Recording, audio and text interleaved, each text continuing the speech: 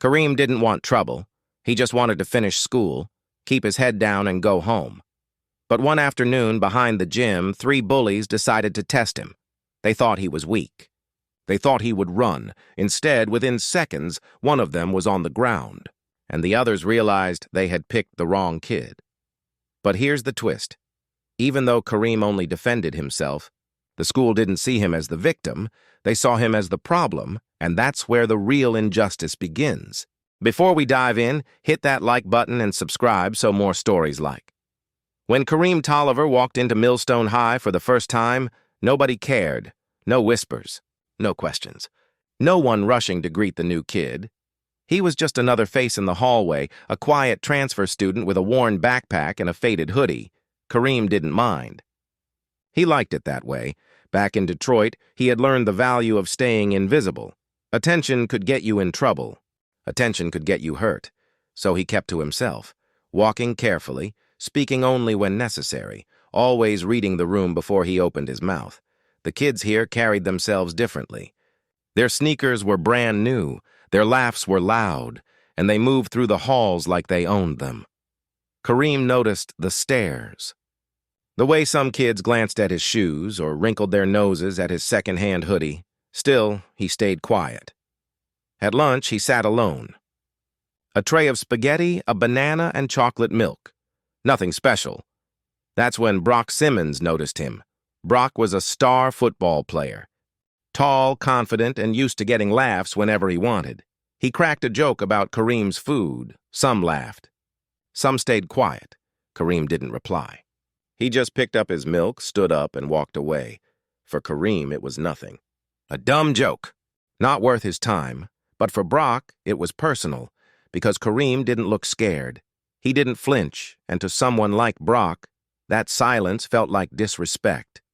From that moment, Kareem wasn't just the new kid anymore. He was a target. It started small, nothing huge on its own, but enough to send a message. You don't belong here. Kareem kept his cool. He never reacted, never snitched. He just walked away. But silence in a place like Millstone High wasn't strength. It was fuel. At lunch, Brock would throw loud jokes across the cafeteria. You from Detroit, right? You bring your bulletproof vest with you? The table laughed. Kareem kept eating, eyes on his tray. In the locker room, rumors spread like wildfire. He's got a record. He fought a teacher once. He carries a knife. None of it was true. But in high school, truth doesn't matter. What matters is who tells the story loudest. Still, Kareem said nothing. At home, his Uncle Reggie noticed the tension. You holding something back? He asked. Kareem nodded. Reggie sighed. Sometimes holding back is harder than swinging. But if someone corners you, don't let them walk over you either. Those words stuck. By the end of the week, things boiled over. In gym class, Kareem was paired with Brock for basketball drills. When Kareem passed the ball back, hard, chest level, sharp, the echo rang louder than it should have. The other boys laughed. Brock forced a smile, but inside, the decision was made. He wasn't going to let Kareem just walk through Millstone untouched. That afternoon, Brock waited.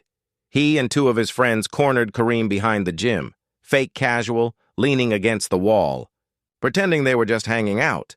But Kareem knew that look. He'd seen it before. Think you're tough, huh? Brock sneered. Kareem shook his head. No, I just want to be left alone. You don't get to choose that, Brock replied. One of the boys shoved Kareem's chest. He didn't move. Back off. Kareem warned quietly, but they didn't back off. Another swing came. Wild. Sloppy. Fueled by ego. That's when everything changed. In a flash, Kareem moved, a twist, a sweep. One boy hit the pavement hard. Brock lunged, but Kareem slipped under. A clean counter sending him staggering. The third froze. Hands up. It was over in seconds. Kareem didn't brag. He didn't taunt. He just stood there. And then, the worst timing possible. The assistant principal turned the corner. What's going on here? In minutes, the story was rewritten. By the time they sat in the office, Brock was muttering, "He's crazy. He's dangerous." Kareem stayed calm, telling the truth, but the school had a rule: zero tolerance. Didn't matter who started it, what mattered was who finished it. And now, Kareem was no longer just the quiet new kid. He was the problem, the rumor, the threat. By Monday morning, the whole school had seen him differently. When he walked into the cafeteria, no one laughed. No one spoke. They just stared, not out of respect, but out of fear. And Kareem realized something harsh. In Millstone High, silence didn't keep you safe. It only made you an easier target. The fight behind the gym should have ended there, but for Brock, losing in front of his friends was unforgivable. By the next week, his father, an influential businessman in town, was in the principal's office, red-faced and shouting, "My boy's not the bully here. That kid is dangerous. He needs to be expelled before someone gets hurt." And just like that, the scales tipped. Kareem wasn't judged by the truth. He was judged by power. The hearing came fast. Kareem sat in the office, his uncle by his side. Across from them, Brock sat with a bandage on his arm, looking like the victim. The picture was clear before a single word was spoken. The principal read the charges: physical assault, threatening behavior, repeated intimidation. Kareem's chest tightened. "That's not what happened." He spoke calmly. "I didn't start it. I asked them to leave me alone. They pushed first. I just defended myself."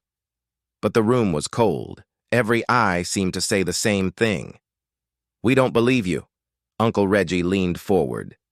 "So the rule is, if 3 kids corner 1, he's supposed to stand there and take it? Is that what you're teaching?" The board shuffled papers. No one answered. Finally, the principal cleared his throat. "Regardless of circumstances, we have a zero-tolerance policy. Fighting of any kind results in disciplinary action."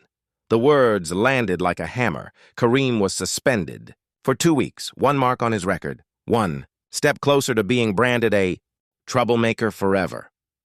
When they walked out, Kareem saw Brock smirking, not because he won the fight, but because he won the story. That night, Kareem sat in his room, fists clenched. He replayed every second, every shove, every lie. For the first time, he wondered if keeping quiet had been a mistake. Because in Millstone, truth didn't protect you, rules didn't protect you, and justice belonged to the people who shouted loudest. Kareem served his suspension quietly.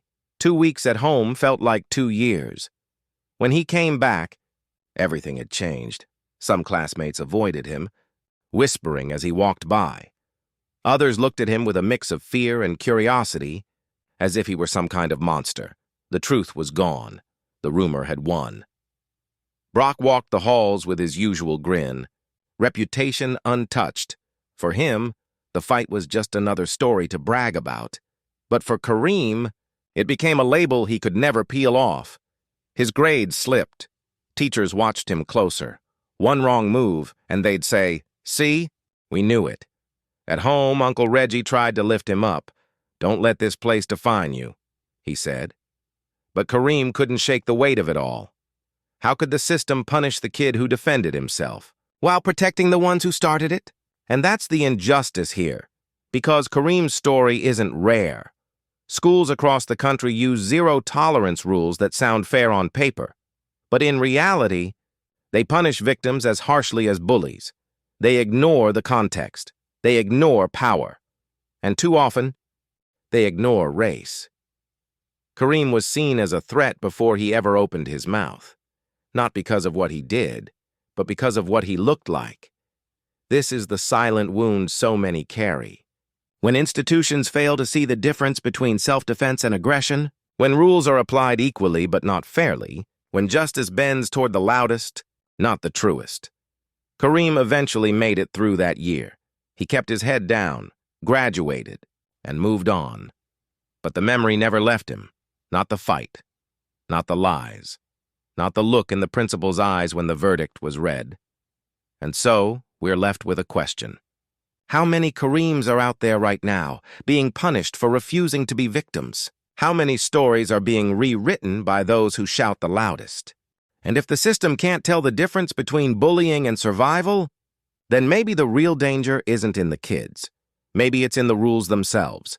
If you've experienced or witnessed the same, share your story in the comments, and don't forget to like, subscribe, and share this video so together we can spread the message further.